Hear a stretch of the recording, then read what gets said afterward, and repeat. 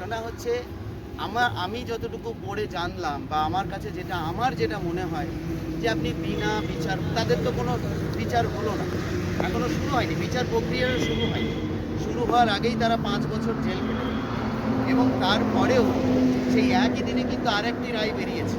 আপনারা হয়তো শুনেছেন, আমাদের ব্যারিস্টার সাহেবও বলেছেন, একই দিনে কিন্তু আরেকটা বেঞ্চ সুপ্রিম কোর্টে আরেকটা রায় দিয়েছে, সেখানে কিন্তু তারা জামিন পেয়েছে। মানে সেও কিন্তু একটা নাশকতামূলক কাজে জড়িয়েছিল, তারপরেও সেটাও কিন্তু ইউএপিএই ছিল, তারা কিন্তু জামিন পেয়েছে।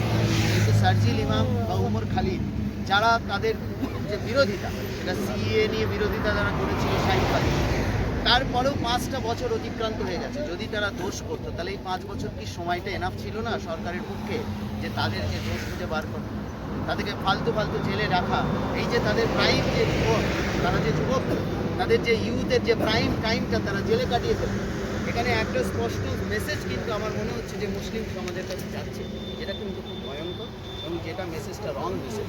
যে সরকার, এই যে সরকারের এই যে বৈষদৃশ্যমূলক আচরণ, যে মুসলিম হলেই তাকে জেলে নেওয়া হবে, তার বিচার হবে না, বিনা বিচারে তাকে জেলে রাখা হবে, এবং মুসলমানদের ক্ষেত্রে একটু অন্যরকমভাবে ভাবা হবে, তো সেইগুলো কিন্তু খুব দৃশ্যমান, মানে সেটা খুব পরিষ্কারভাবে বোঝা যাচ্ছে এবং সেটা সাধারণ মানুষও বুঝতে পারছে যে হয়তো উমর খালিদ এবং শারজিল ইমাম তারা মুসলিম হওয়ার জন্য হয়তো তাদের বেলটা হলো না। আরও 5 জনের বেল হয়েছে, এটা আমি বলছি না বেল হয়নি, কিন্তু তাদের ক্ষেত্রেও তাদেরও তো শাস্তিটা প্রুভ হয়নি যে তারা দোষী না, বিনা দোষেই তারা জেল জেল খাটলো আর কি। তো আমার এটাই সরকারের কাছে মেসেজ হবে যে আজকে ভারতবর্ষের 60% বেশি মানুষ, 60% বেশি যুবক, যে দেখছেন এই যুবক, এবং মুসলমান সমাজের একটা বিশাল সংখ্যক মানুষ কিন্তু আর যুবক।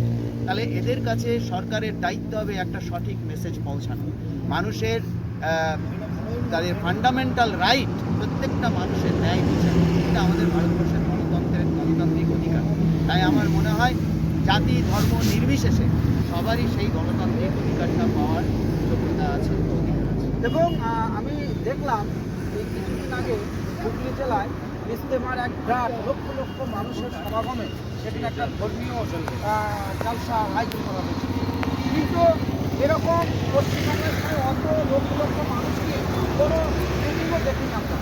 তাই ওখানে একটা ছোটোখাটো ঝই ঝামেলারও কিন্তু আওয়াজ পাওয়া যায় এবং সেখানে সমস্ত ধর্মের মানুষ ওই ধর্মীয় জালসার বিষয়ে প্রশংসা করছে। এবং তার কিছুদিন আগে গীতা পাঠের যে অনুষ্ঠান, সেখানে একজন মুসলিম হওয়ায় প্যাটিস বিক্রেতা, তাকে নির্যাতন করা হয়েছিল, মারা হয়েছিল। এই দুটোকে কীভাবে দেখছেন?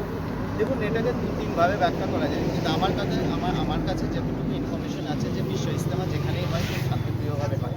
তাবলিগি জামাতের যতগুলো প্রোগ্রাম এবং যতগুলো অনুষ্ঠান ওরা করে, ওদের যে ডিসিপ্লিন বা নিয়ম শৃঙ্খলা, ওদের যে জিনিসটা, সেটা সবসময় প্রশংসা করে।